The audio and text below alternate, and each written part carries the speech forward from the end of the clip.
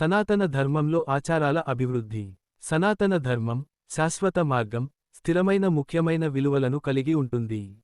అయితే, దాని ఆచారాలు మరియు సంప్రదాయాలు అభివృద్ధి చెందాయి మరియు ప్రస్తుతానికి అనుగుణంగా ఉండటానికి కొనసాగించాలి. హిందూ ధర్మం అన్ని ఆచారాలతో కలిపి, మార్పులేని అని కొందరు నమ్ముతారు. ఈ దృష్టికోణం చరిత్ర మరియు పవిత్ర గ్రంథాలను తప్పుగా అర్థం చేసుకుంటుంది.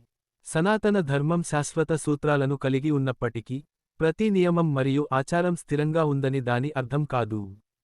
హిందూ తత్వశాస్త్రం స్థాన, దేశం, కాలం, సమయం, వ్యక్తి, పాత్ర, యుగధర్మ, యుగానికి ధర్మం, మరియు లోకాచారం, స్థానిక ఆచారాలు ఆధారంగా ఆచారాలను అనుసరించే ప్రాముఖ్యతను ఇస్తుంది.